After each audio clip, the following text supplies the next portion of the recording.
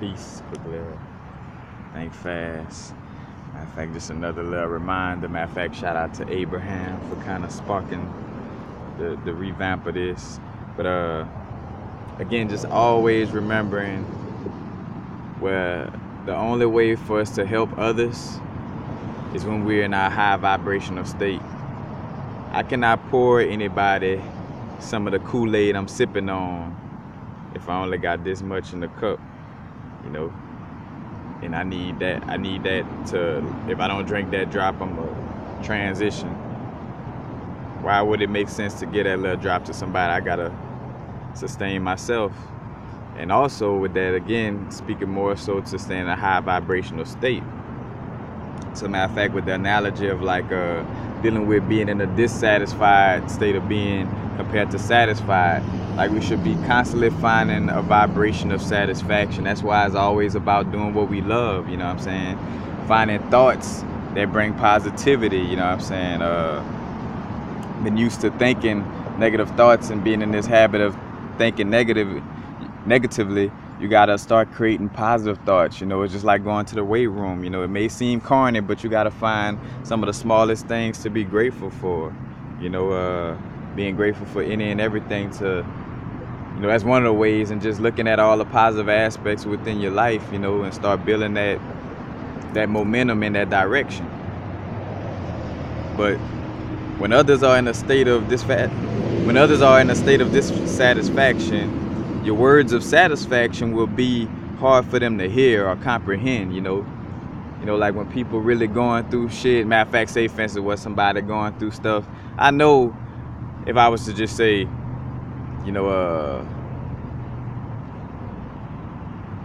how can I say, if I was to just say, oh yeah, you just gotta be positive, man, you just gotta be positive. Like they don't hear that language, you know what I'm saying? It's kind of hard for them to hear that kind of language, because that language is from a different vibration from the language that they're speaking. They're speaking the language of dissatisfaction. And again, the analogy of language.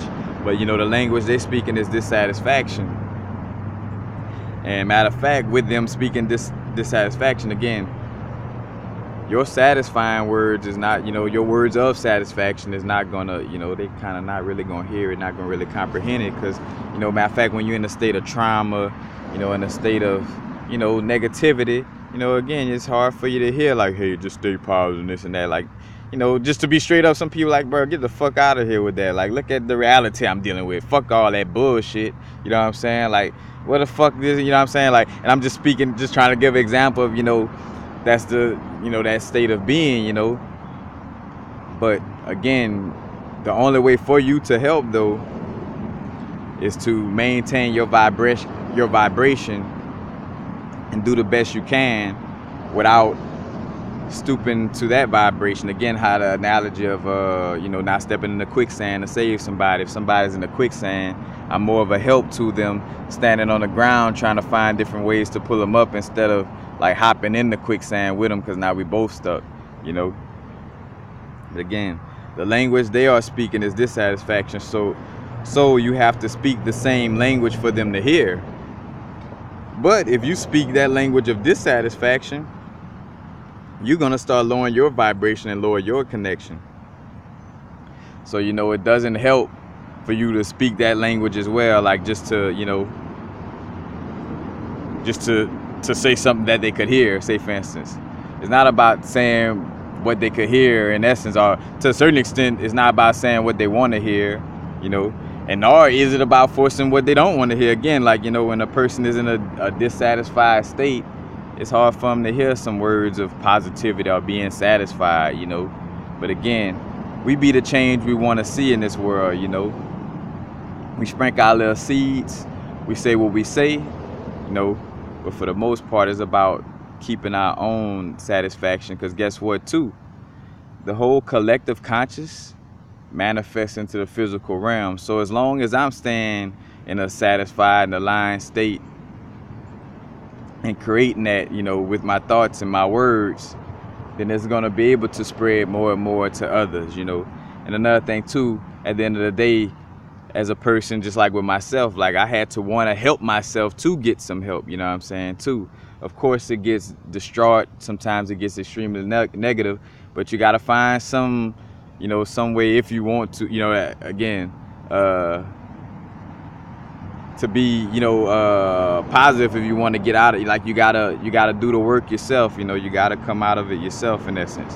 You know, I didn't have nobody sitting down enabling me being negative around, like, you know, like, yeah, I feel sorry for you, this and that. Matter of fact, cause I'd probably still be in that same boat, listening to him whisper in my ear, you know, of like, yeah, I'm sad too, you know. And we all just gonna be around sad, or all sitting in the quicksand, you know what I'm saying? Instead of one of us like, oh no, man, you know what, come around not trying to preach to us, but just living their life in a positive manner, where, you know, us sitting back being negative could kind of look and see, well, like, damn, you know, even though I wasn't hearing them when they was talking, that I see the life they living, and they experiencing a lot of positivity. They manifesting the things they want to manifest, you know. You know, maybe I might have to, you know, get at a try. You know, I might have to consider that lifestyle. You know, like it comes through us being the example. You know, again, we could plant whatever little seeds we can, but it's not about trying to forcefully preach to nobody. You know, it's maintaining our own vibration, our own connection to our higher self. Because just like our higher self does, imagine if our higher self, when we go to complaining, it started complaining too. Then where the rope gonna be at? Who gonna be holding the rope to pull ourselves up? You know what I'm saying? If the higher self then came down there with me. That's why our higher self always stays in that place. Reason why you feel like fear, or you feel like some kind of, you know, down feeling, or when you feel that down feeling, you know, it kind of, you know, you feel it in your stomach, it just feel weird. And because that feeling is a feeling of disconnection from source. It's like at that point you feeling fear or lack or something that your higher self is like, I'm up here. Look, while you down there feeling that fear, whatever. And when I say down there, it's not no higher level, no level as far as nobody being better, you know, better than anybody or anything. But like, you know, your higher self, like, look, I'm gonna let you stay down there with that anxiety, with that fear, with all, you know, with all those lower vibrational feelings. I'm right here. I'm that shining light staying up here. Whenever you're ready to come to this party, we gonna be partying hard right here. You know what I'm saying? Like the higher self ancestors, you know, they, you know, gonna maintain that high vibration in order to, in essence, like, again, like if we was trying to get pulled out of a picture somebody, and not even like in quicksand, because this is a good analogy too.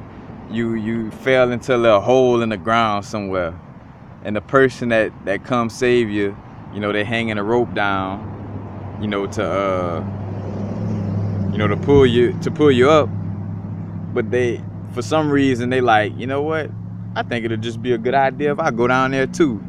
So as you about to climb up and get rescued, you feel a rope, the slack in the rope dropping, and you will fall back down, and you see that person climbing down there with you, and you're like, man, what in the fuck? Like, what? Like, bruh, how you gonna save us? Not who gonna save us? You know? And now it's the vibrate. It was about us being saved now. Now I has become having to wait for somebody else to save the both of us now. You know what I'm saying? So just that analogy of, you know,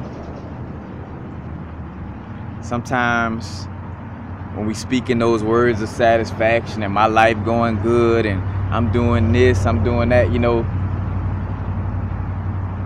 a lot of times, again, people in a dissatisfied state, they can't really understand that language, you know what I'm saying? They don't really comprehend what you speak of. So again, just staying in that place of maintaining our own vibration, because that's how we truly help. You know, really, this is a collective consciousness. We manifest our, you know, things with our thoughts. Only reason why we still feel so action oriented, as far as like trying to, almost like that evangelist, Jehovah Witnesses type of vibe of helping people, is because we just still, you know, we still in our human skin, we still in our bodysuit, and this bodysuit has went through certain programming, you know, for the past recent 2,000 years that kind of, you know, has disconnected it from its true understanding, you know.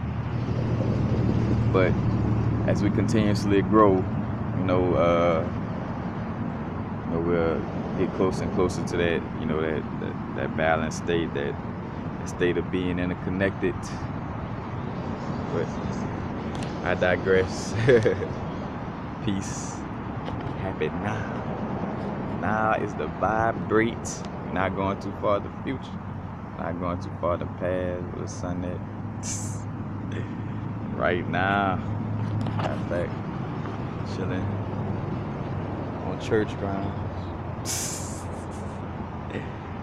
we gotta spread the message. That's what I'm doing. Spread the message. Peace, y'all.